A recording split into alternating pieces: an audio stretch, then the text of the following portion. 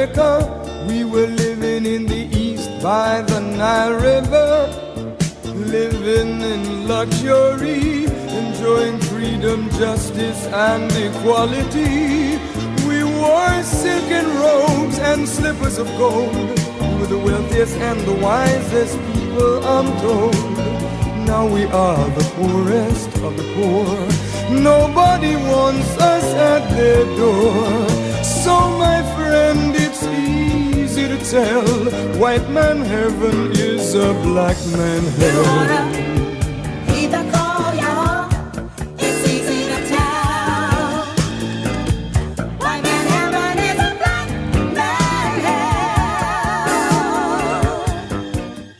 So the Honorable Elijah Muhammad said that Master Farad Muhammad said 6 words to us, and these were the 6 most powerful words that he spoke. He said, accept your own and be yourself. Accept your own. The Caucasians who brought our fathers into slavery desired to take us away from our own people, our own culture, our own religion, our own God, our own language. So we have grown up in America away from our own mind, away from our own selves, and so we have been actually indoctrinated with an alien mentality. 10,000 fearless men.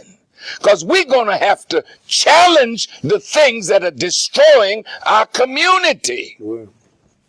So this ain't no punk time. This ain't no temple time, mosque time, or church time. All the singing and shouting and preaching is over. Get in them streets now. Block by block. We're going to have to clean it up. The airwaves is not enough. The television screen is not enough. You got to put boots on the ground who are trained and are willing to make the sacrifice of life itself to see our community made a decent place to live. Attention. Drill.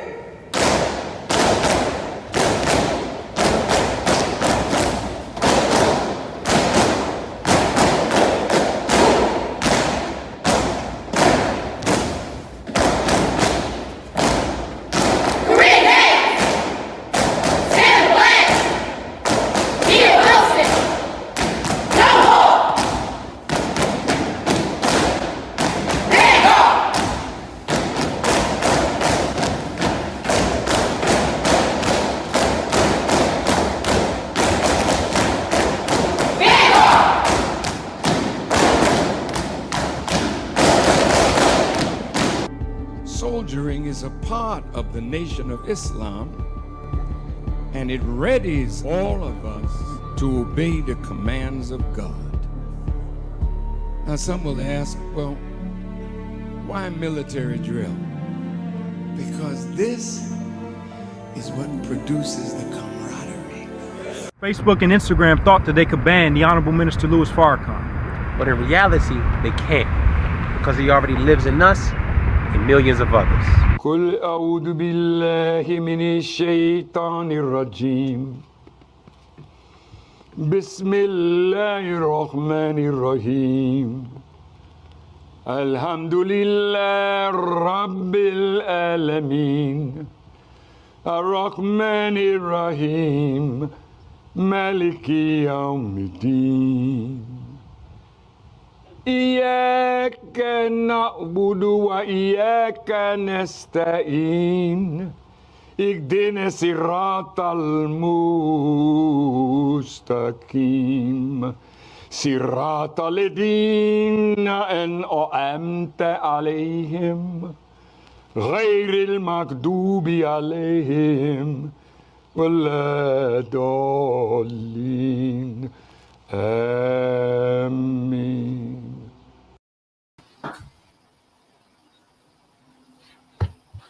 In the name of Allah, Master Fard Muhammad, the one true and living God to whom praise is due forever. I bear witness that there is no God but Allah and that the Honorable Elijah Muhammad is his messenger. Peace, family, and welcome back to another wonderful episode of WHID-FM.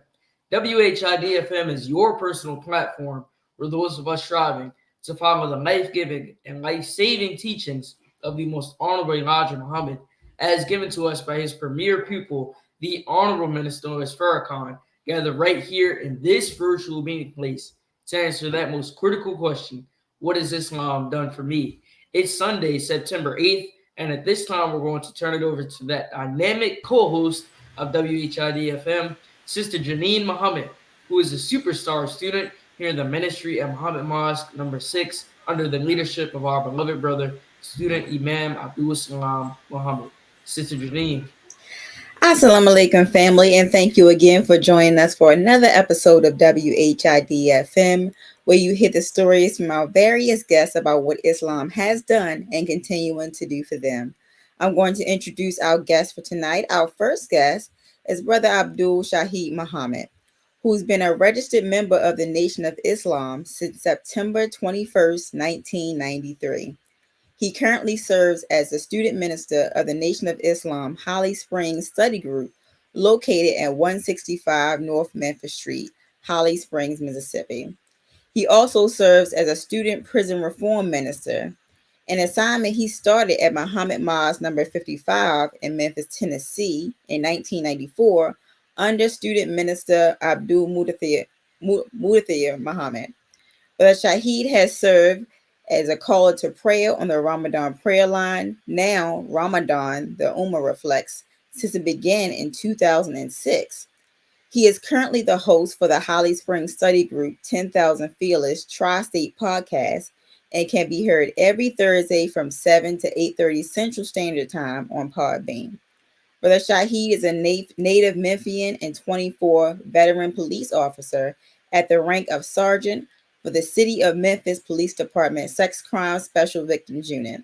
He also worked 6 years for the Shelby County Sheriff's Office's Jail Division, for a total of 30 years of law enforcement experience. As an accomplished musician, vocalist, songwriter, and independent recording artist, Brother Shahid has written, arranged, and produced music CDs that can be found on iTunes, CD Baby, and other digital download platforms. And next, we'd like to introduce his wife, Sister Shahidah Muhammad, who is also a native Memphian. She comes to Holly Springs, Mississippi by the way of working with her husband, Brother Shahid Muhammad, the student minister of Muhammad Study Group, number 78A in Holly Springs. She has been a registered Muslim in the Nation of Islam since 1993 and a proud member of the MGT and GCC, the class dedicated to the teaching and training of the women and girls in the Nation of Islam. She attended Hamilton High School, Southwest Tennessee Community College, and the University of Memphis. She worked as a traveling corporate sales rep and decided to change careers so she could spend more time with her daughter, Nikila, who was battling leukemia at that time. She is a 22-year real estate veteran and also owns her own real estate brokerage, Phoenix Realty Incorporated. She is a proud owner and creator of a natural skincare brand, Urban Indulgence, which she created as a means to manage her daughter's eczema. Some of her accomplishments include Memphis Area Association of Realtors Multi-Million-Dollar Club, Free Leakey's Realtors Multi-Million-Dollar Club, Tri-State Defender Woman of Excellence recipient, and most recently awarded a contract through the City of Memphis to provide 8,000 self-care gifts to City of Memphis employees via her skincare brand. Urban Indulgence has also been featured in Essex Magazine. She is also a member of Delta Sigma Theta Sorority Incorporated. So we'd like to welcome you both on the show tonight. Assalamu alaikum, family. I think you both still on mute. Walaikum salam. Yes, thank you all for joining the show tonight. And I am going to get us started on our first round of questions. So when we get started with our guests, we like to get a backstory of what brought them to Islam, because we like to hear the various backgrounds that our guests come from. So can you tell us what made you want to join the Nation of Islam? And we can start with Brother Shahid first and then Sister Shahidah. Yes. Bismillahir Rahmanir Rahim. In the name of Allah, the Beneficent, the Merciful, I bear witness. There is but one God whose proper name is Allah, and I bear witness that Muhammad is his messenger. What made me want to join the Nation of Islam? Well, let me give you the short version. It began actually the summer of 1990. While at work one day, I was working at that time for Nike Incorporated. I was a supervisor of sorts, supervising 2 temporary employees who were working with me. And while we were loading Michael Jordan tennis shoes, we were, the 2 brothers helping me were engaged in an intense conversation that took their attention away from doing what we came to work to do. And they had this conversation going. First, I wasn't paying attention. And I noticed they had stopped loading boxes. So I said, could you all, I don't mind you having a conversation, but could you help get these boxes on this trailer? And they complied. They kept talking. And I started paying attention. They kept saying, the Honorable Elijah Muhammad this, the Honorable Elijah Muhammad that. I'm Elijah Muhammad this, that, and the third. So some in me just thought to ask, well, who is the Honorable Elijah Muhammad? And this brother's name is George Dandridge. I never forget him. He stopped and tried to explain. And I guess the look on my face, he wasn't doing a convincing job. So he asked me, had I heard of Minister Farrakhan? So I said, no, I had never heard of him. He said, I got this tape that I want you to listen to as soon as we get off. And shortening the story further, we got off work. He gave me the tape. My drive home is about 15 minutes. I get off at 2 o'clock, get home 2:15, start listening at the tape. The tape, I got so enthralled in the tape and listening, rewinding and listening and rewinding. By the time I realized it was about 8 o'clock and it was dark. And I was just sitting in a parking space in my apartment complex. And my wife was looking, and she finally stepped out, and I looked up and she yelled at me, where you been? I said, right here listening at this tape, and I can't believe what I'm hearing. So suffice it to say, I got more tapes. I found out where the mosque was. I saw the brothers on the corner with the paper first, and I got a paper and asked the brother where the mosque was. I went to the mosque and heard Brother Muthakir. His name was Minister Anthony at the time, and the rest is history. I mean, because I come from a family of preachers, so what I heard from the minister was a take on Job and Job's suffering that I heard my grandfather preach, but I had never heard it preached the way the minister was preaching it, and I had to know more. So that's the short version. There's much more to it, but Yes, sir. that's what started it all for me. Yes, sir. Praise be to Allah. Sister Shahidah, what about you? Yes, ma'am. In the name of Allah, the Beneficent, the Merciful, I bear witness that there is no God but Allah and that Muhammad is his messenger. Assalamu alaikum.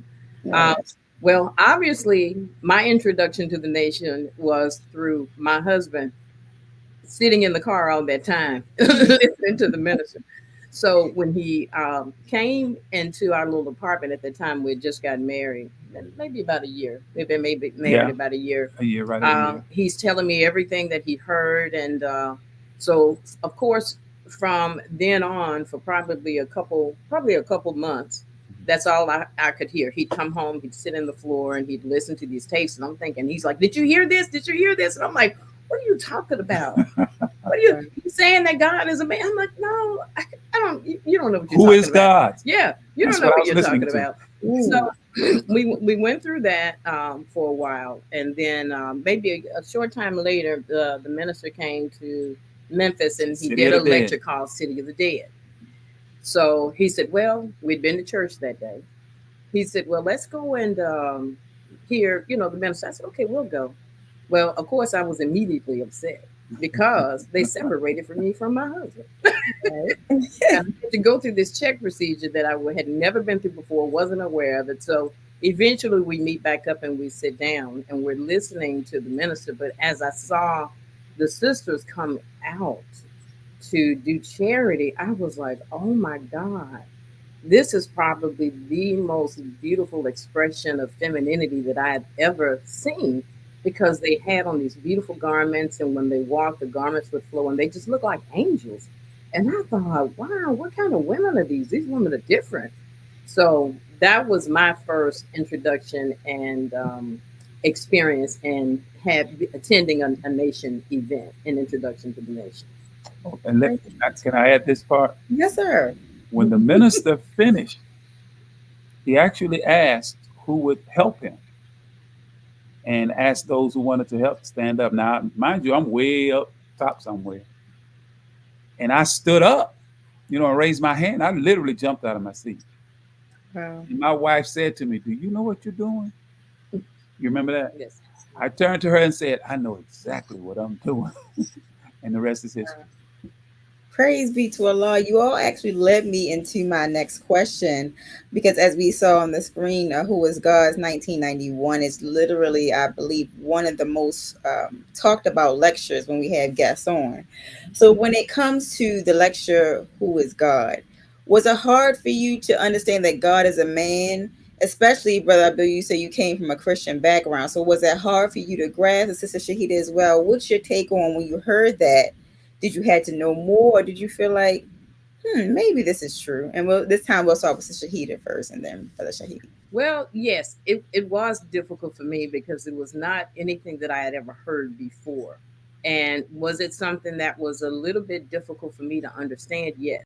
But my husband would study so much, and the more he studied, the more he would explain it to me. And at that point, I started to understand that that this is real. What about you, personally? For me, it fit like a glove. And thanks to Allah, the student minister, Mosque number 55, Brother Mufakir. At this time, I did not know, but student minister Jamil Muhammad made us aware that they called him the Master Farad Muhammad man. And his grasp of that aspect of our teachings helped me get even a firmer grip. But the concept, hearing it from the Honorable Minister Louis Farrakhan in that lecture, I got it like right away. I said, oh, so that's why it says that in Genesis. That's why God has all of these human characteristics, because he is human. So it clicked for me right away. Praise be to Allah. Now, my next question, Brother Shahid, is for you. Now, the Ramadan prayer line, of course, we know it started in 2006, and it just grew massively, which is one of the most beautiful things I know I look forward to doing prayers of Ramadan prayer line, because it really, especially the first day, it really jumpstarts your Ramadan.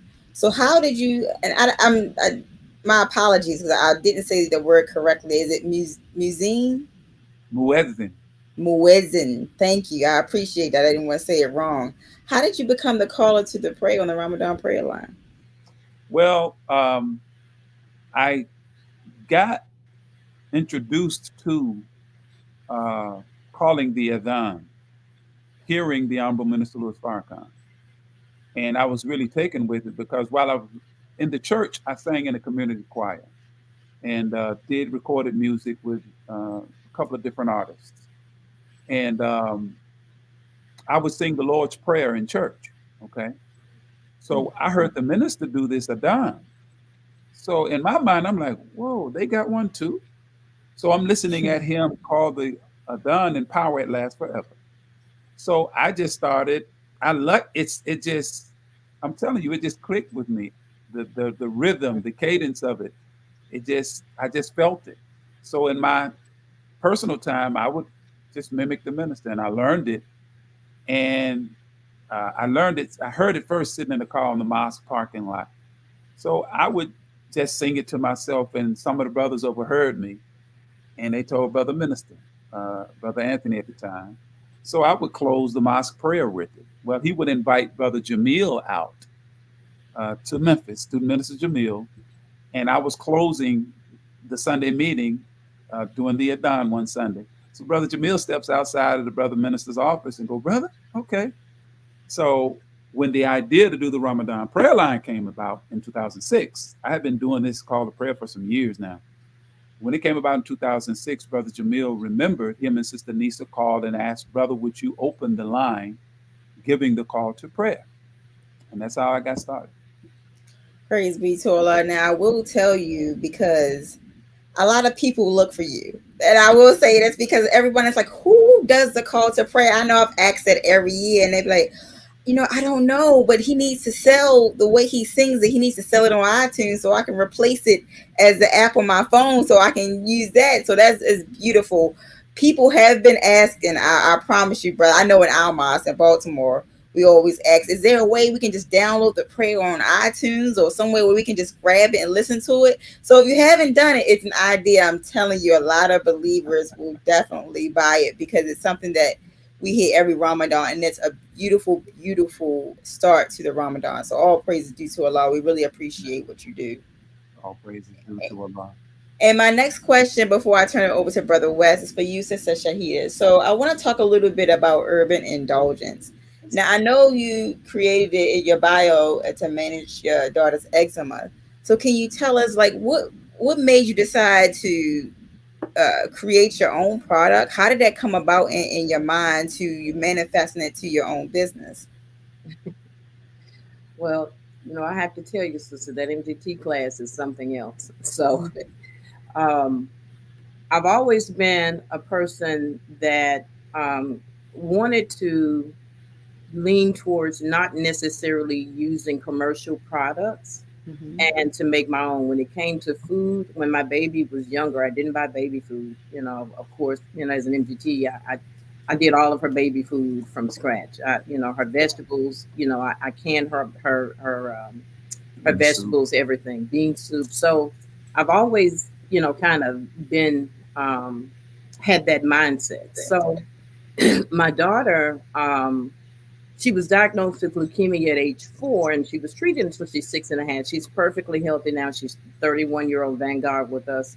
So she suffered from eczema so bad as a result of, I guess, having the chemo over the years and all of the medication. So by the time she made it, we'd always battled it. But when it became a really serious issue for me is when in high school, she would always wore sweatshirts in the summertime because she was so embarrassed about, the way her skin looked, and the medication that the doctors prescribed, it worked. But, if she quit using it, it didn't work. And I was like, we got to find some kind of way to manage this without leaning towards medication. So I just started researching and whipping up things in my home. Now, her being a teenager, she didn't use it. He did. So his idea was, look, you're onto something here. You really need to market this product. And I told him, I don't have time for that. I sell real estate. I don't have time to sit down and start whipping up, products and selling them to people. He said, just make me a few and I'll take it to the mosque, or I'll put them in the back of the police car and sell them to my coworkers, and we'll see where it goes. Well, when he did that, we took off from there. Wow. So the main product that I created was called, it was a body butter at the time, which was later named the Kilo's Body Butter because I created it for her. Our customer base grew so big that within about 6 months of making the product, I couldn't make it at home in the kitchen anymore because there was more product making going on in the kitchen than cooking. So he said, no, we got to find a space. We got to move you out of the home. So we moved me out of the home into this little studio. I was so proud of it. It was probably as big as a bedroom, but it was everything to me. We were in that studio space probably about 30 days. No, we were a little long. Maybe about 3 or 4 months before we outgrew it because our customer base is growing at this time. Was it that long? Yeah, via word of mouth. So we've moved probably 3 or 4 times as a result of just needing more space. I mean, the product just did something that I had no intention, I had no idea that it would do. So out of that came everything else as a request of my customers. Okay, do you have soap? Well, what about shampoo? We really need shampoo. Well, what about deodorant? Bath bombs, facial products. So a lot of my products for the company grew out of a need and as a request of my customers, and it's still growing. the word of mouth thing really works. I mean, it really worked for us. As a matter of fact, when you mentioned that contract that we got, that was came as a result of a customer that was given a gift that was a $12 gift. And she just so happened to have a seat at the table when they were making the decision on who they wanted to go with. Go ahead. Oh, I want you to tell us. Oh, yes. So I was National asked. training. Yeah, I was asked to provide gift sets for national training one year, which Brother Aziz and Sister Aziz are good customers of mine. But we were asked to provide special gift sets for the officers that were attending the national training one particular year. I can't remember the year, but but I asked, I said, well, can I give a gift set to Mother Farrakhan and Minister Farrakhan? And they said, sure, we'll present it. So I didn't attend the national training that year, but they started sending pictures of my gift set being given to to Minister Farrakhan. So about a week later, I'm walking into my business and the phone rings, and I look at the ID, and the ID says, Farrakhan. Okay, who is this calling? It was Mother Farrakhan telling me how much she loved the gift set. Wow. So I can't, that was. She was done for the rest of the day. Wow, I can imagine. Wow. Now, I'm glad you said that, because I'm like on my phone reviewing your website. Yes. Beautiful website. What is your top selling product on this website? The top selling product is actually the Nikila's body butter, but you may not see it there now because it doesn't ship well in the summer, so we take it off. But the next top selling product is going to be our soaps, because our soaps are made with oils that are good for us. It's formulated to work for us. Our skin. We tend to have really super dry skin. We need extra moisture. So my products are formulated to work for us. Praise be to the Lord. Beautiful, beautiful. Well, at this time, I'm about to review this website. But Brother West, I know, has some questions for you both. So, Brother West, I'll turn it over to you for your question. Yes, ma'am. Yes, ma'am. In the name of Allah, the beneficent, the merciful, I bear witness that there is no God but Allah, and that Muhammad is his messenger. Assalamu alaikum, family. Wa alaikum salam, sir. Praise be to Allah. It's great having you on tonight. And my first question to get us started, I wanted to ask if you all can speak on how you met, your courtship process, and what made you decide to pursue marriage. We can start for either one of you. Our courtship process began in high school. High school, sweetheart. 1982. 82. April 8th, on her birthday. Well, I was 18, she was 16. And I think we met in track practice. I was running track. She was playing like she was running track. She was actually wanted to get him. She was actually a majorette. And from there, and we separated for a while when I went off to college. And I ended up coming back home, and we reconnected. And in 1989, we got married. Okay. And me being a married man at that time, I knew that I needed to have a spiritual life. So I joined a church. I was in Kojic. But I had started listening at the minister right at around 1990, like we said. I got married in 89. And we ended up at Golden Gate. But of course, after hearing the minister, we ended up in the mosque. But we were married before we joined the Nation of Islam, long story short. And I can just tell you, being in the teachings of the Most Honorable Elijah Muhammad, it has definitely enriched us as a married couple. It helped me immensely, more so than it did her, because I needed more help than she did. Yes, sir. Praise be to Allah. And sister, did you have anything to add? No, he said it perfectly. Yes, ma'am. Yes, ma'am. So I know you all spoke on how you first got introduced to the teachings, but I'm curious to know if you had a vision for yourself when you first walked into the nation. And would you say that you've walked into that version of yourself, or you're still on that path? I would say that I'm definitely, still on the path. I've come a long way, but I know, that there's quite a bit more growing that I need to do. I don't think that I will ever stop growing when it comes to learning what I need to do, or being what I need to be when it comes to being an MGT and a woman in Islam. I would answer that the same way. Walking into the mosque, the only thing I really realized was I needed to help this man in what way I knew how, and in what way I didn't know how, but in whatever way I could, because I was so smitten by the message.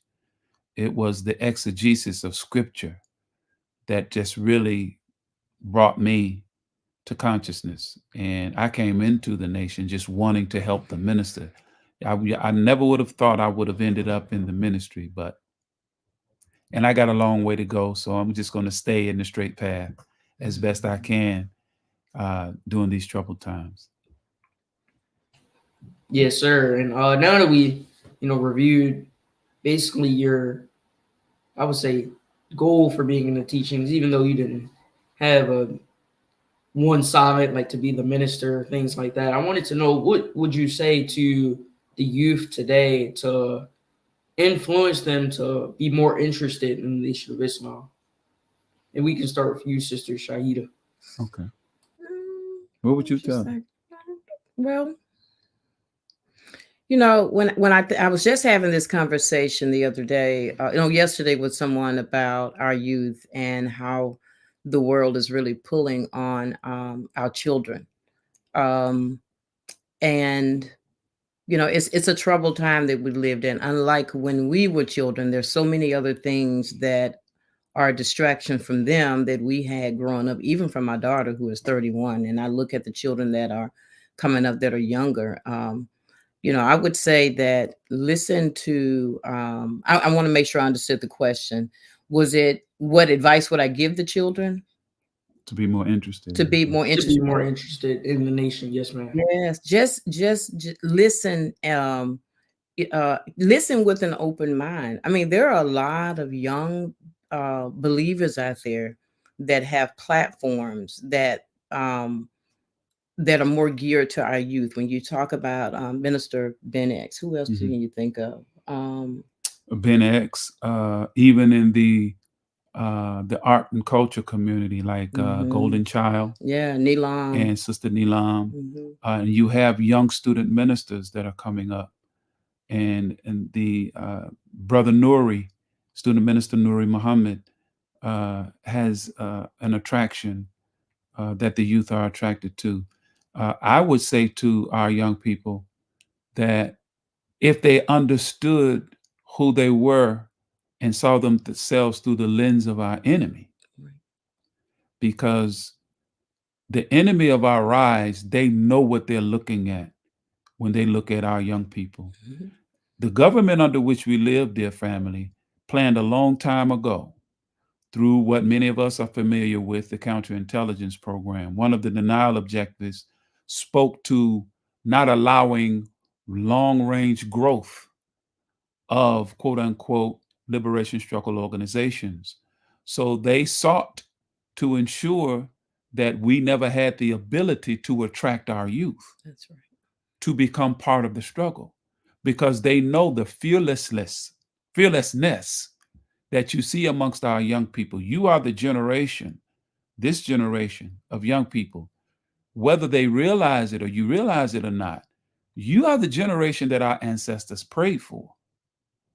In that you have, you have this uncanny ability to sift, if you will, whether or not people are sincere, and you have a fearlessness about you that if you are pointed in the right direction, the greatest enemies of Black people have been fear and ignorance.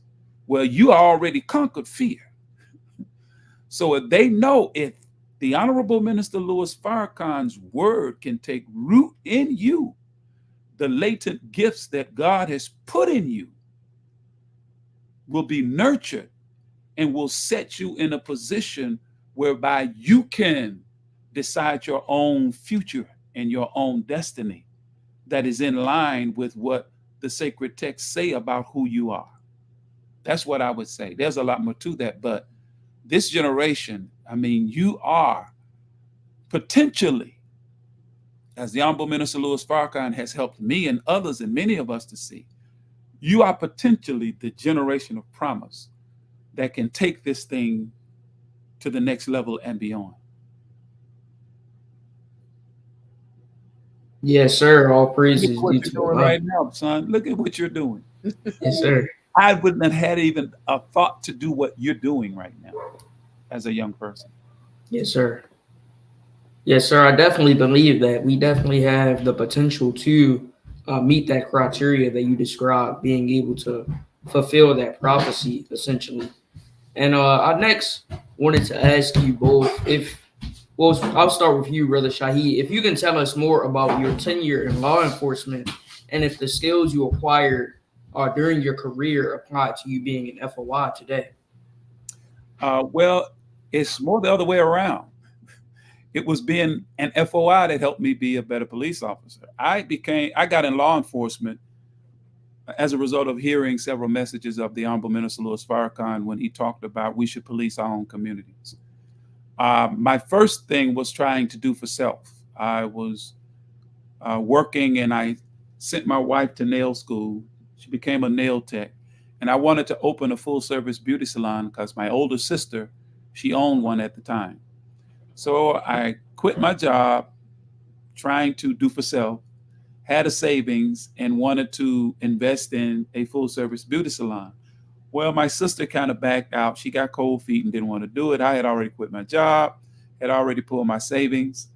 So I had to reposition and get another job. Okay, so got another job. And the opportunity to get in law enforcement came to me. I didn't want to do it. I shouldn't say I didn't want to do it. It wasn't something in my mind to do. Out of necessity, because I had a wife to take care of and a family, small family. So I took the job working in the Shelby County Sheriff's Office in the jail division with Brother Michael 2X at the time, now Brother Michael Muhammad. So from there, we had the idea, and after listening to the minister said, police your own community, we said, well, man, let's apply for the police department. Got hired, okay? And then realized going through the academy, my instructors would ask me, thanks to my beloved student captain, Brother Rashid Muhammad, may Allah be pleased with him. And I got to mention in tandem with him, my first officer, Brother Mark Muhammad. They were some disciplinarians as FOI. So when I was going through the academy, they would ask me, Muhammad, have you ever been in the military? And I said, no. So, but long story short, I saw being in the law enforcement, it had a lot of similarities to being an FOI. Okay.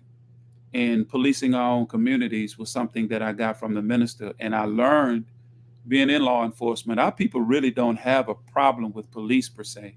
They have a problem with their humanity being disrespected. So that's how I would answer that. Yes, sir. I think that's a great point that you said at the end, that a lot of our people would probably better relate to us being in the streets rather than, other people coming in and trying to take control. And next, Sister Shahidah, I wanted to know what helped you to remain steadfast while you were in college and ultimately go on to create a career for yourself and do a lot for your community and your family as well. I've always had an entrepreneur mindset. Even when I worked in school, in college, working in my young life, I always had to have a side hustle. Yeah, I always had to have something that I wanted to do to create for my own. I did have a vision that I would, even at a young age, that I would own my own business. Did I know how that would happen? I had no idea. But as I grew older and I realized this is something that I can do that will help to support myself and my family. And one of the things that kept me focused on growing my business was, I believe I said it in my bio, when my daughter got sick. I did not want to be punching a clock or for someone to tell me when I needed to take off to take care of my daughter. I needed to be able to put myself in a position to support my family financially, as well as take care of my daughter and take off when I needed to. So that became a really serious focus for me. And that removed the fear of ever having to be worried about a paycheck from week to week from working a job. So I worked diligent and make sure that I created my own payday so that I would have the freedom to do what it was that I needed to do to take care of my daughter and my family.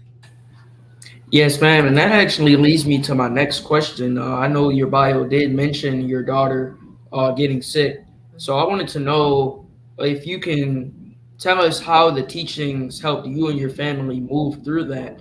I know you said that financially, that was a big focus for you to help your family. But I wanted to know if there were any other things you did to remain, I would say, confident that you would get through that situation while using the teachings. Yes. I tell you, during that time, I believe at that time, Dr. Lean was the national representative. And he's a student minister of health. Yes, he was a student minister of health. My daughter was actually diagnosed the year that she was diagnosed, actually 2 days. 2 days after we got home from Savior's Day. 2 days before she was diagnosed, I believe it was, we were at a Savior's Day, and she was there with us. And she was 4 years old. In the believers meeting, she was 4 years old. In the believers meeting, the minister said that if there's anyone that is suffering with illness, will be healed. Yeah. Well, 2 days later, we're on the road on the way home, and my daughter's nose starts to bleed, and we couldn't stop it. So we took her, rushed her to the hospital, rushed her to the doctor. They, did all these tests, and they determined that she had leukemia. So making the decision to start chemo on a 4-year-old was very, very difficult. That was a very difficult decision. So we did seek advice. And we, at the time, I believe the Dr. Aline was out of the country. He was out of the country because that was when, alpha interferon. They were working on that. So, but I wanted to speak with him to get his advice on, what we needed to do to move forward. And we did talk to a couple of doctors in his office, and, they kind of sugarcoated it for us and was like, well, you probably need to have her treated. And, so by the time we were able to talk to Dr. Leem, Dr. Leem, he put it straight. If you don't get this baby treated, she will die. So that was enough motivation for me to make sure that I needed to do everything that I needed to do for her. So 90% of her care was actually outpatient. So I had to practically become her nurse, and her doctor was very stern with me.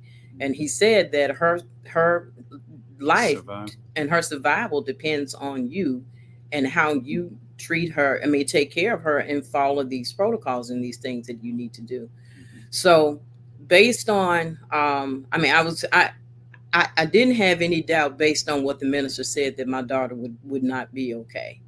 But what helped us also was there were several nurses in the nation that, were in the nation that's in our city. And they told us, your daughter will fare better than most. She's a 4-year-old.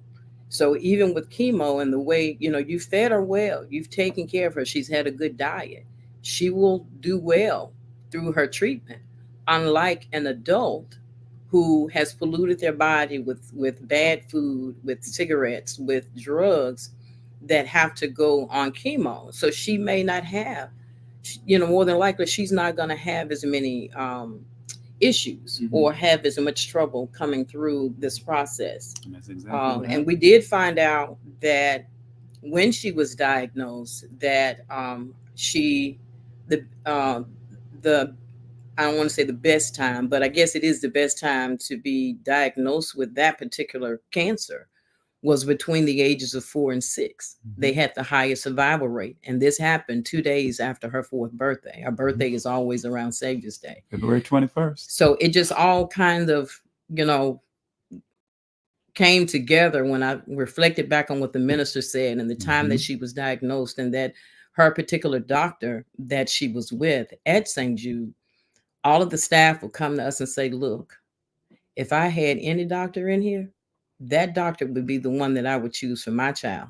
The staff don't like him, but the parents love him because, and he is world renowned for cancer research, leukemia research right now. And he still works at St. Jude. And let me say this real quick.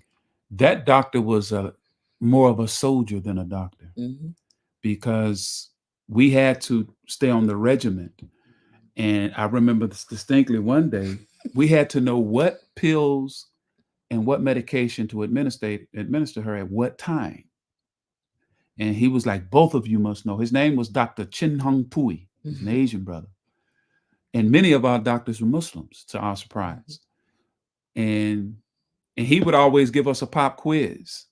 And when he would do just a regular checkup, and he would ask things, well, what medicine you give her at what time, what is it? So he starts asking the question. She starts to answer, and he looks at her and said, no, and points to me, you answer. So I was put on the spot. In other words, he was the kind of doctor that I'm going to make sure you know what you're supposed to be doing to ensure your daughter's survival, not just the mother, but you too, Dad. So because of what if something happens to her, or she was a traveling salesperson at the time. So a lot of times I was left at home to do the things that she would have to do. And thanks to Allah, I knew what to do. All praise is due to Allah. That's definitely a wonderful experience. And I'm happy you all were able to power through that. And I know earlier, Sister Shahidah, you spoke on your oils. And by the way, the chat is definitely lighting up over those oils. I think everybody might support you after the show. Praise be to Allah. But I wanted to know how you were able to get recognized by Essence Magazine. Woo, I tell you, what part about Essence Magazine? We actually did a TV show. We did a local television show. Talk host brought us on. And the local television show, I guess when we did the interview, somehow Essence Magazine picked it up. They had an intern to email me. She didn't even have the tag at the end with her name and who she was. She just said that she worked for Essence Magazine, and they wanted to feature us in the I think it was a Buy Black Christmas holiday guide. Right. And I thought, this ain't real. I ignored it for probably about 2 weeks. I ignored it. So I was talking to a friend of ours who was kind of like my business advisor. She said, just respond to it and see what they say. And when I responded to it, sure enough, it was very real. So they asked us to send in a sample and a quick bio. We did that, and I didn't hear anything because they send it in July. Typically, people start looking for things for Christmas. The corporate companies in magazine articles, they started in July working on the holidays. So come November, I get an order and I go, where's this order? Okay, online order, good, nice order. Then I get another. Then I got another. So I think in that one day I was like, what is happening? I think we probably end up with about 50 orders within like a 6-hour period. Yeah, so they didn't even let us know that we were going to be featured in there. So one of the people that ordered called to ask a question about an order. And I said, well, how did you find us? And she said, oh, you're in Essence. Okay. Yeah. But that was a beautiful experience. I mean, it was hectic. Not as hectic as the 8,000 gift sets that we did for the city of Memphis, but that was kind of we had to shut down for that. Yeah, we had to shut down for that one. But that one kind of allowed us to learn our capacity as to what we can do and how to streamline that process. We just recently also just finished BMI records. Yeah, BMI music yeah. With the BMI Awards. We just did 650 gift sets for them, for their employees, for wellness gifts. And we have other corporate clients that we work with as well. St. Jude is one. Yes, man. That's absolutely wonderful. All praises due to Allah indeed. And just shifting gears a little bit, I next wanted to ask how you both got your names. Oh, Right. my Lord. Well, this was 2020. It was the first day of the Ramadan prayer line. And COVID, yeah. It was during COVID. It was the first day of Ramadan 2020. And of course, we have the program and we end. And I get a phone call. And it's Brother Akbar, Abdul Akbar Muhammad, our international representative, with his deep baritone voice. Assalamu alaikum. And then I go, wa alaikum salam. I recognize who it is immediately. And then a second voice, Assalamu alaikum. It was Sister Nisa. So they tell me, brother, we wanted to call you. And we asked the minister, we wanted to call and tell you the minister wants to give you a name. And he wants to give you the name Abdul Shahid. And I'm like, Abdul, really? And Brother Akbar, yes, sir, brother. The minister wanted me to ask you if you would wear the name Abdul Shahid. Of course, I'm like, yes.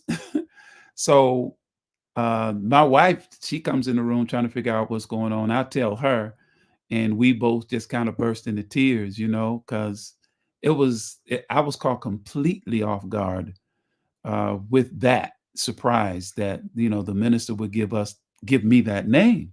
So my wife, being the person she is, she's like, well, he gave it to you. He didn't give it to me. I said, well, honey, when the minister normally gives the husband a name, for the most part, it's consent for the wife to wear the name. She said, I'm not wearing it until he says, or I get word that I should wear it.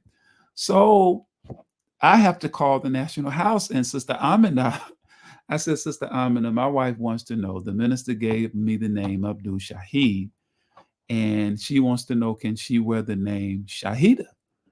So she said, okay, brother, I'll get with the minister and da-da-da-da-da. So a couple of days later, she calls back and says, yes, sir, brother, she can wear the name Shahidah Muhammad. And that's how that happened.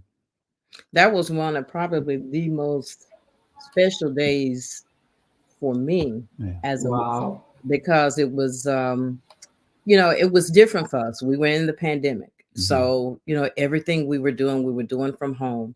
We had just lost Brother Hafiz. Mm-hmm. And the minister Hafiz was, that he took that loss, pretty hard. And that was the first year that I don't think, was that the first year that he had not been on the Ramadan prayer line the very first day.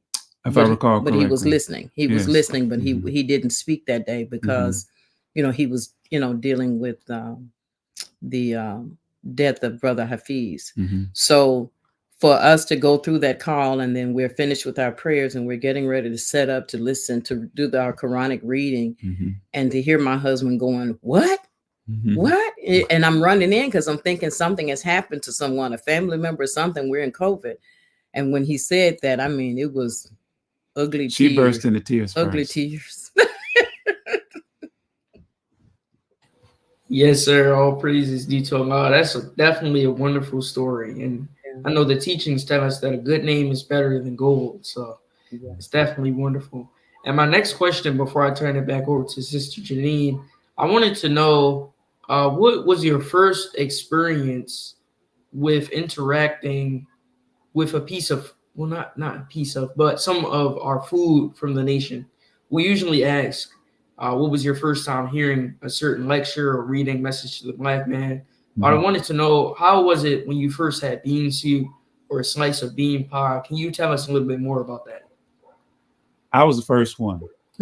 My dear sister, Connie Muhammad, and Mas 55, she would make these pastries, bean pie.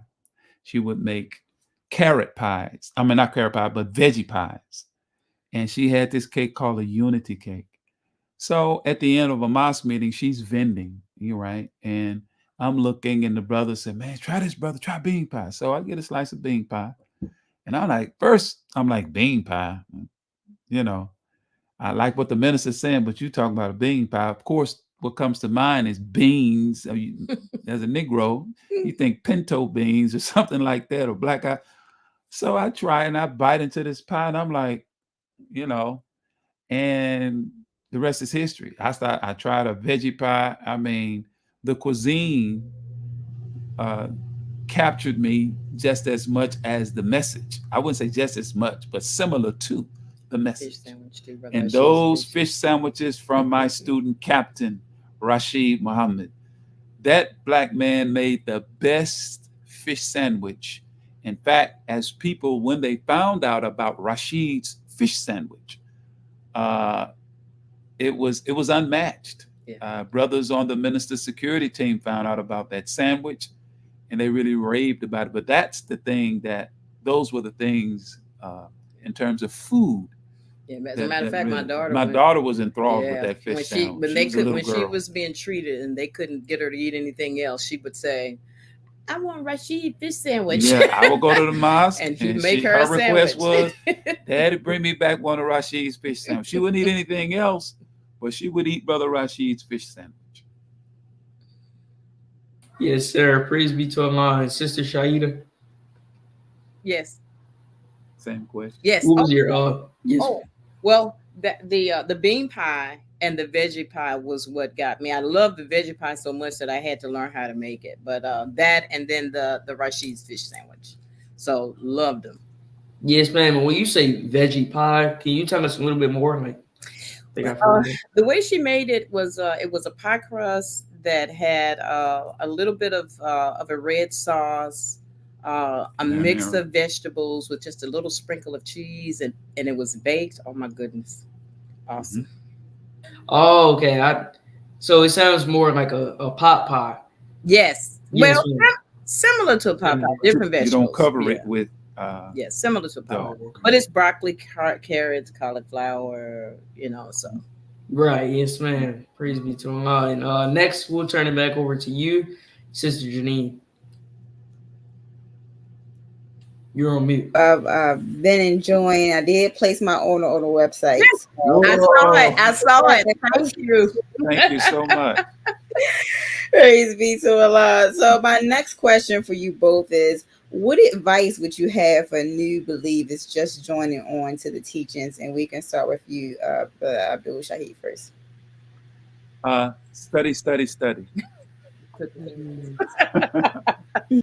Be patient with yourself. Stay. I want to word this right.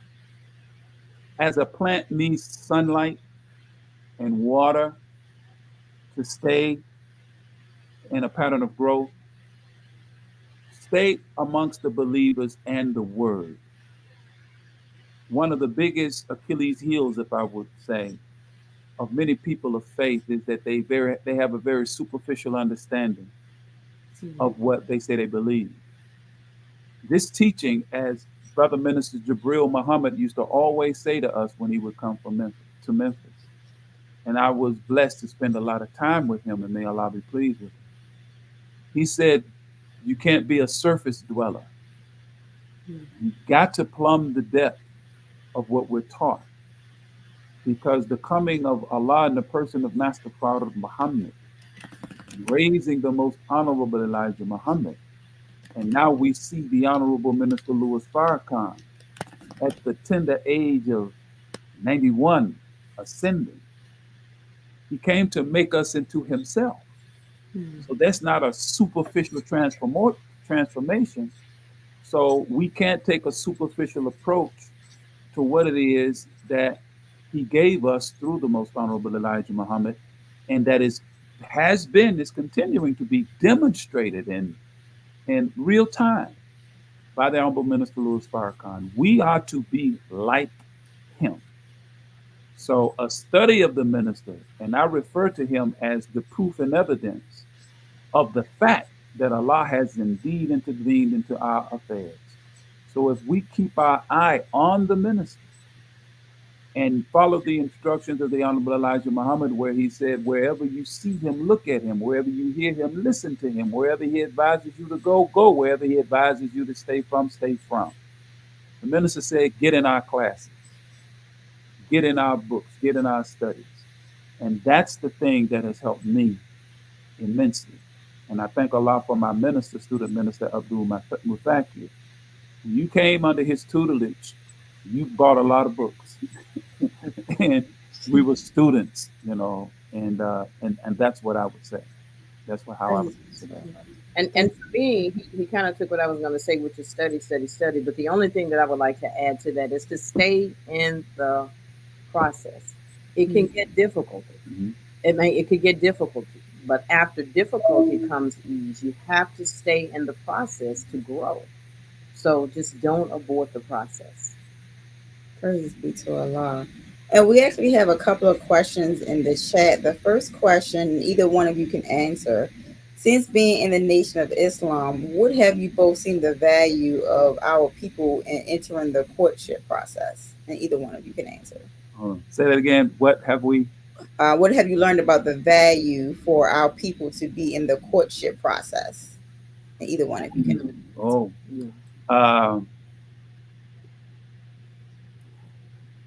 I don't want to, this may sound funny, but I kind of wish that we had went through it, because the difficulty we had in the early stages of our marriage, we were just simply blessed. I was simply blessed to have heard the minister. And by Allah's grace, I just began to drink in his messages.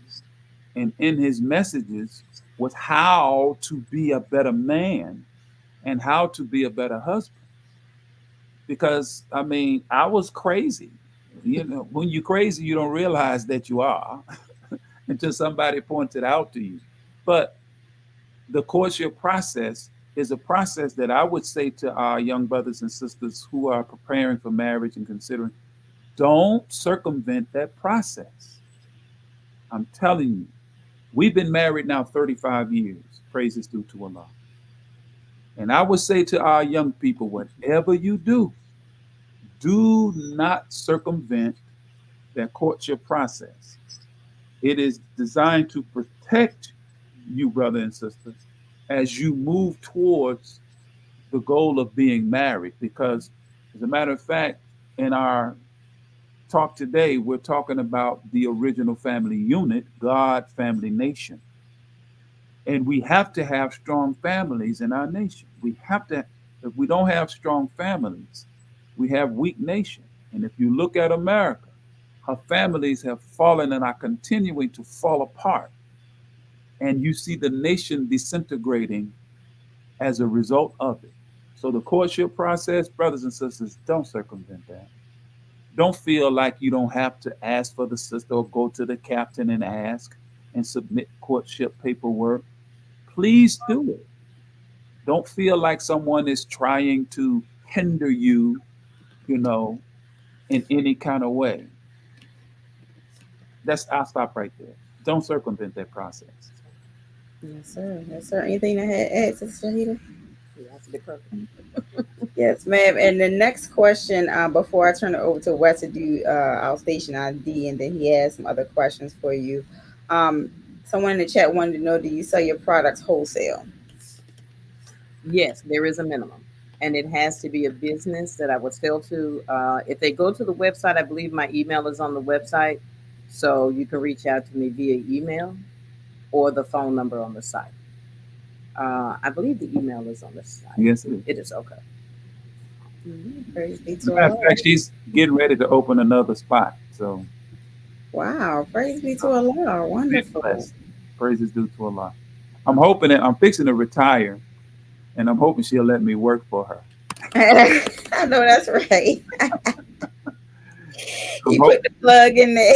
Yes, I'm putting my plug in, and I'm gonna be more involved in the ministry in North Mississippi. I want to put more time into that, but I still got to have a hustle. I'm hoping she'll allow me to work. Yes, sir.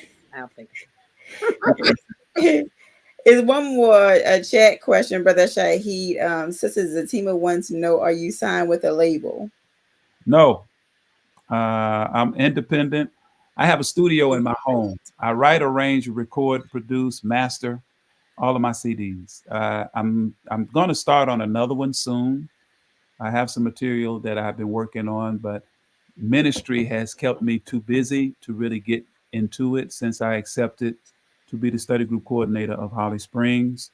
And knowing what I know about the Honorable Minister Louis Farrakhan's love for Mississippi, I want to give more energy, as much of my energy as possible, to that. So that's kind of kept me from the studio, if you will.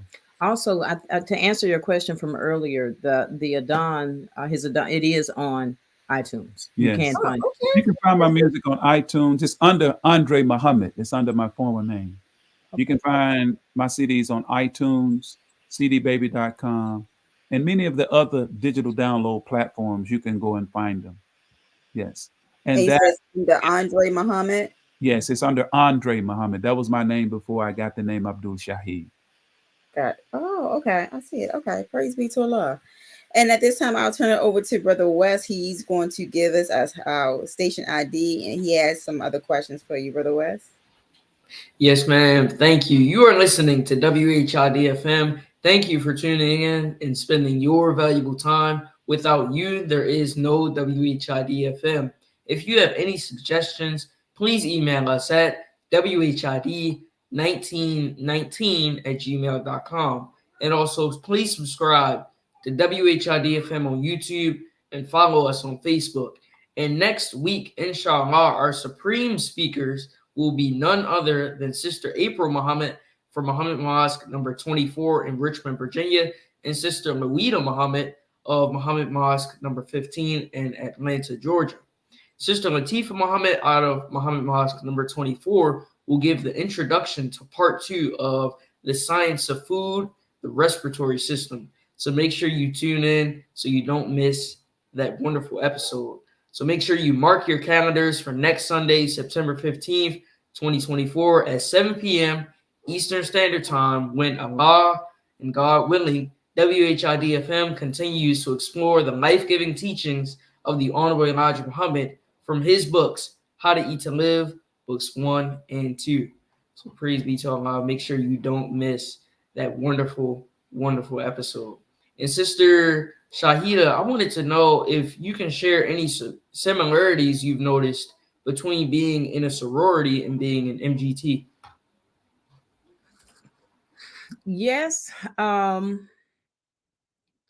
be honest, when I became MGT, the sorority took a back seat. But the sisterhood, the sisterhood is, there's a closer sisterhood within the MGT, but the sisterhood is very similar. Yes, ma'am. Praise be to Allah indeed. And next for you, Brother Abdul Shahid. Well, there's a question for both of you, actually. Earlier, I did briefly mention that we usually ask our guests what was their first experience with reading Message to the Black Man or any of our books from the teachings. So I did want to know, how did you first react to reading Message to the Black Man? Confirmation. Yes, sir. The first 31 pages, if you swallow and digest that, that'll be the foundation upon which you build throughout the rest of the book, because he totally debunks the spook God.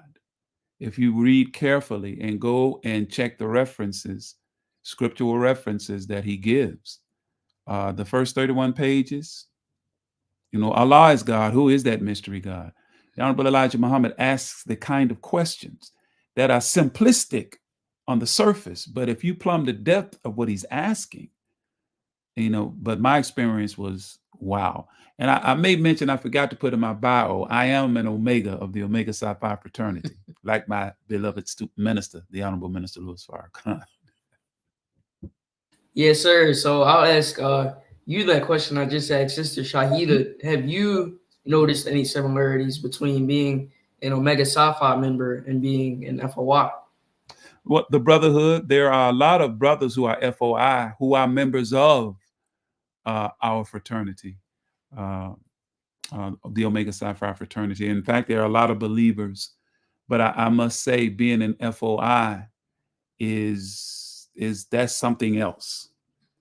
That's another, and I don't want to sound as but it's just that the spiritual connection with God himself and the brotherhood, the depth and breadth of the brotherhood of the FOI is just unique. It's similar. The Omegas are similar, but the connection that you get as an FOI, spiritually speaking, it's like it's a family. It's a new family. And we were talking about that today in Holly Springs, the brotherhood, and the brothers were, we were just discussing how beautiful it is, and we better not take it for granted. We better not take it for granted. Yes, sir. Yes, sir, indeed. And next, I wanted to know, if you could choose to devote your time to one of the 9 ministries, that means all of your time, even if that involved like your career, which one would you choose and why? One of the 9 ministries, if I could vote all of my time, yes, sir. Which one would I? Yes, sir. The ministry. A student in the ministry. In fact, those are my plans over the next 2 years. As I stated earlier, I've already applied and I'm set to retire in 2026, inshallah, around the middle of the year. I will be finished with law enforcement. And I haven't made any immediate plans in terms of re-employing myself because I want to devote my time to the ministry in Mississippi and working for my wife. And while I'm thinking about it, please allow me to express thanks and gratitude to Brother Donald for the invitation. I was intending to say that at the outset. Thank you, sir, brother, for inviting my wife and I onto your beautiful platform. I've thoroughly enjoyed myself up to this point. But it's ministry I would choose. Yes, sir. Praise be to Allah. You, Sister Shahidah. Business and finance is something that I do every day anyway. Believe it or not, I spend a lot of time talking to other business owners, whether they are in the nation or outside of the nation. I have conversations all the time about what it takes to successfully run a business. So that would be what I would do, which is basically what I do already.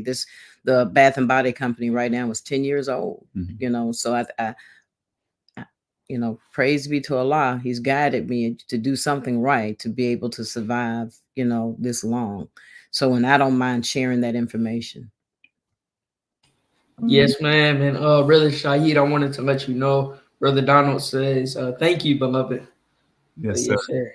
And Brother Will, you something else, brother. I'm checking you and how you're handling yourself on this. Yes, brother, sir. May Allah bless you, brother. May Allah yes, bless sir. I really appreciate that indeed.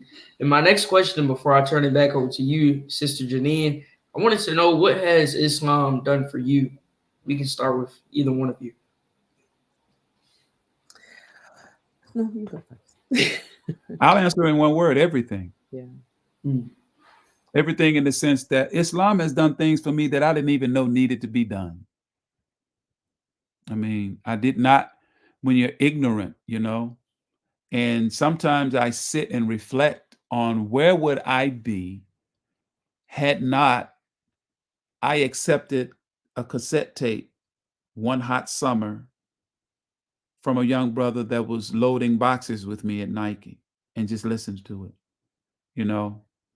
and it humbles me. Sometimes it brings me to tears, the fact that I was blessed to be one of the ones that Allah allowed to come to belief, because I didn't find Islam. Islam found me. I wasn't smart enough to find it. So it's done everything for me. And me as well. And Islam has given me, what it's done for me is it's given me peace and understand what I need to do to have peace in my life. Everything from what else? It's helped me to grow and be more patient, more considerate, more compassionate. Islam has done, like my husband said, everything for me.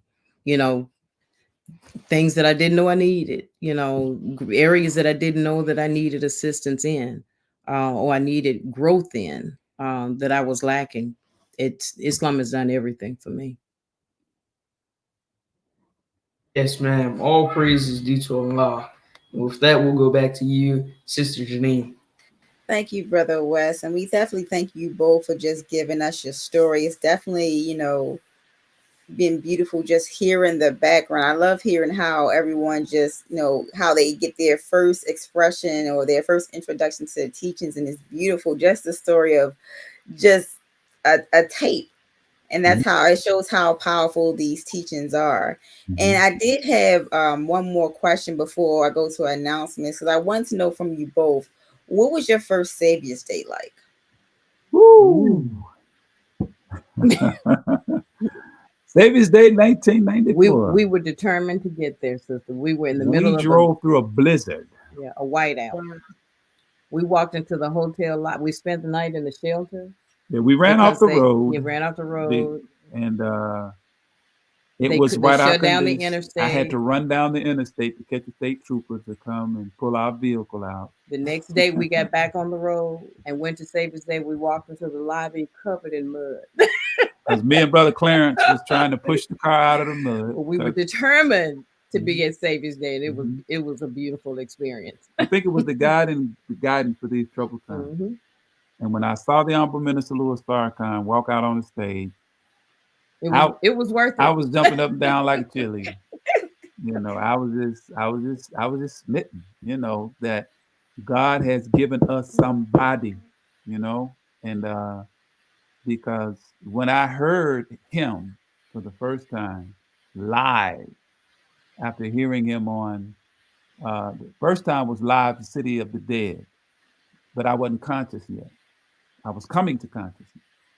But to hear him, now I'm awake and I'm in the nation, I'm like, okay, now this is our man. So I just want to help him. That's all. Wow, praise be to Allah. It's definitely wonderful hearing both of your experiences, and we definitely have to have you back on, just get an update on you both and see how our nation has grown. We definitely have to have you back on. I appreciate you both. I know we all appreciate you both. Thank you.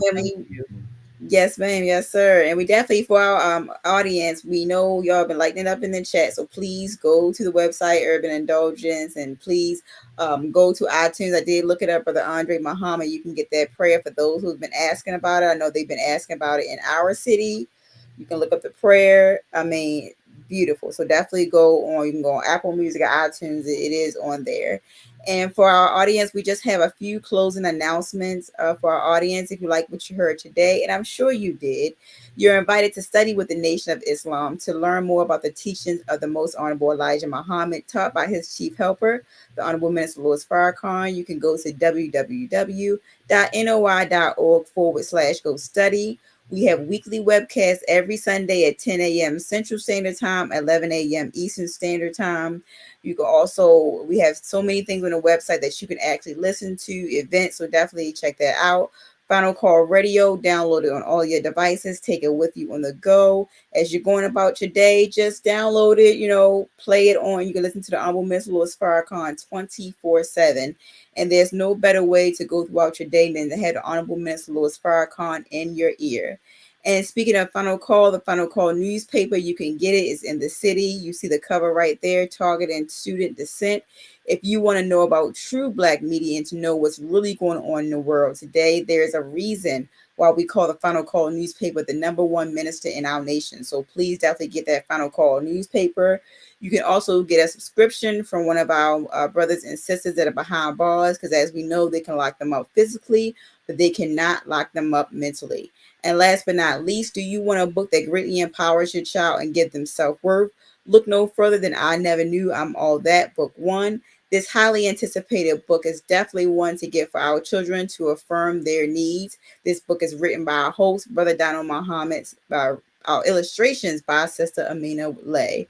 So with that, I will turn it over to Brother Wesley Muhammad, who will introduce our Muhammad moment of the evening, and then we will close out in prayer. Brother Wesley? Yes, ma'am. In the name of Allah, the Beneficent, the Merciful, I bear witness that there is no God but Allah, and I bear witness that Muhammad is his messenger. Assalamu alaikum, family. And again, thank you, Brother Student Minister Abdul Shahid and Sister Shahidah Muhammad for joining us on WHID, as Sister Janine brought up. The chat was on fire and it still is on fire. So thank you so much. The audience shows that they appreciate everything that you shared. And I know many that will watch the replay will enjoy it as well. So we appreciate your inspiring story of what Islam has done and is doing for you and your wife. So praise be to Allah. We would be remiss not to thank Sister Janine and Brother West for co-hosting tonight and asking those beautiful questions to bring out that testimony from Brother Abdul Shahid and Sister Shahidah Muhammad. We also would like to thank Brother Donald Muhammad, because without him, there would not be a WHID-FM platform to put together. So we thank our dear brother for all that he does in providing this platform, as well as his support, his second self, for being able to support him as well.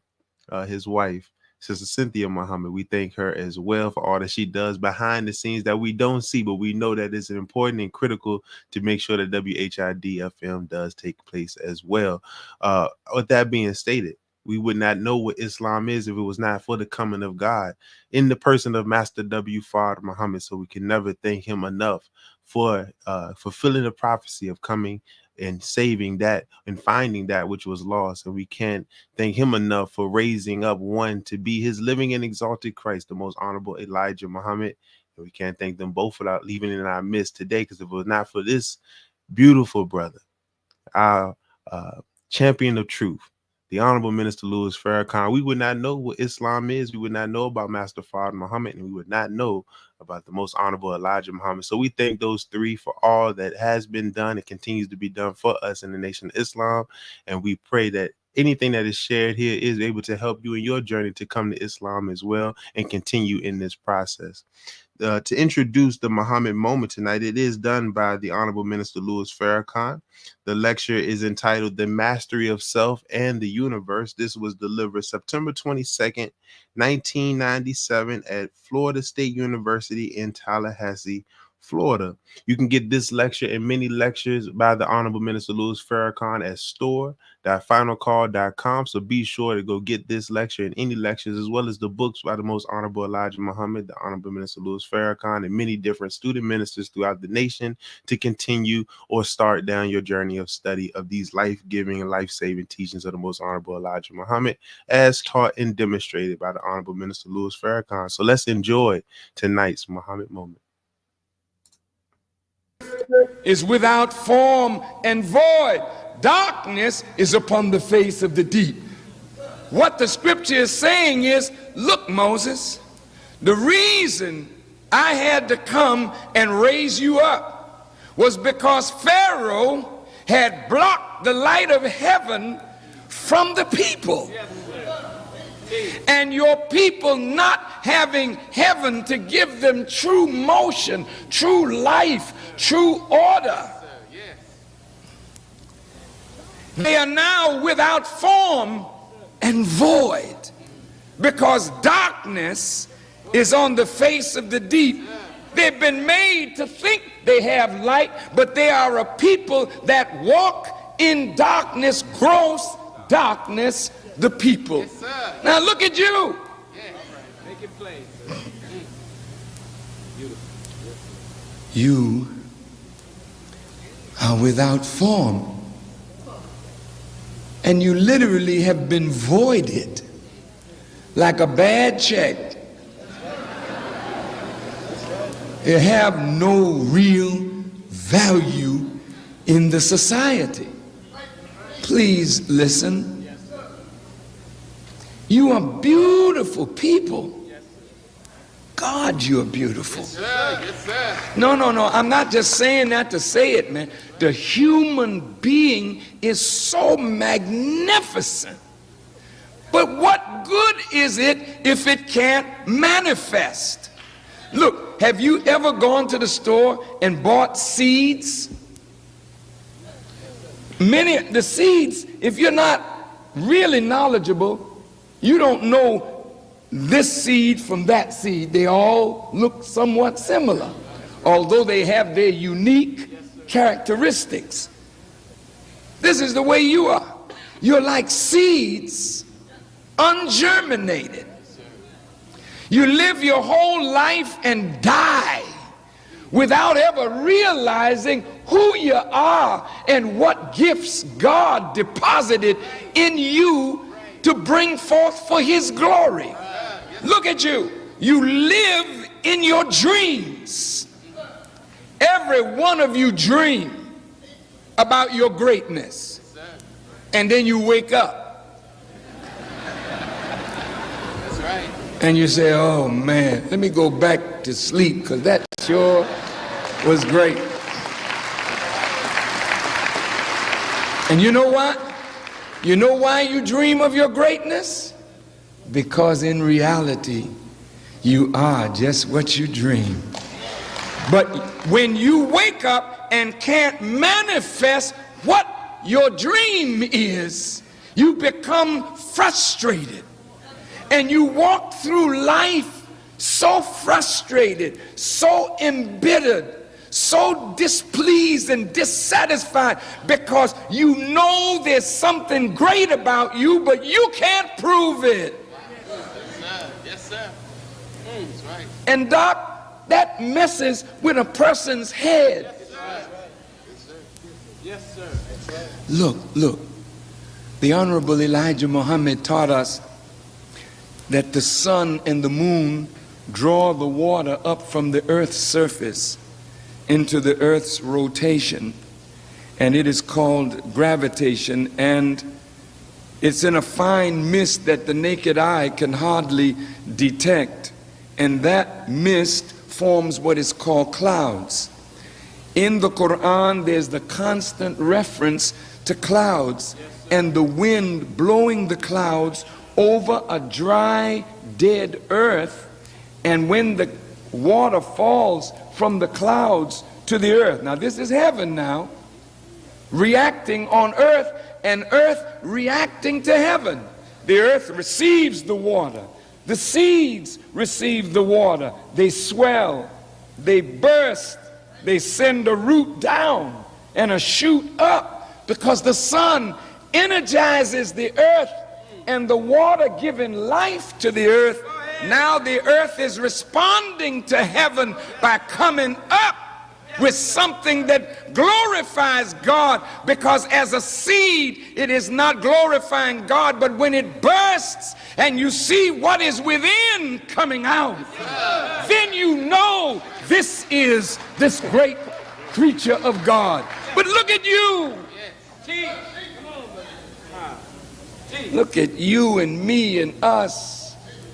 See, education is supposed to do this for you. But education is not manifesting your gifts and your skills and your talents. You die unfulfilled, working on a job for somebody else, in some kind of thing, trying to fit.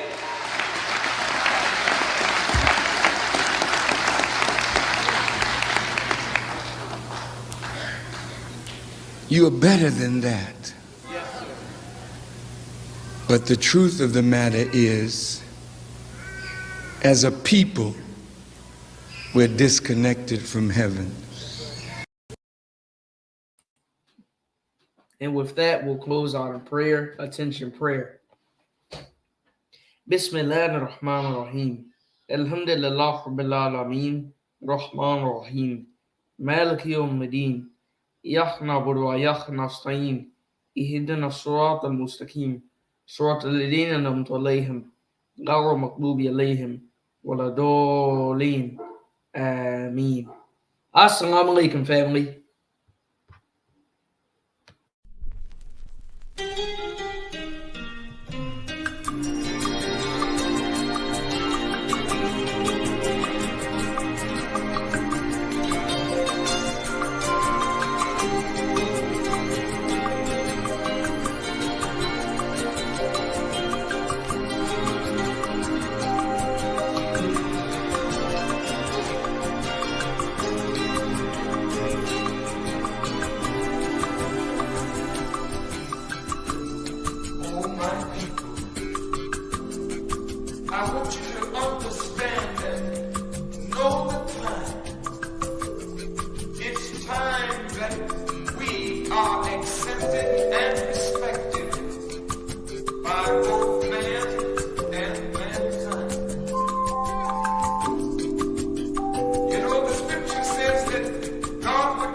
those that are despised and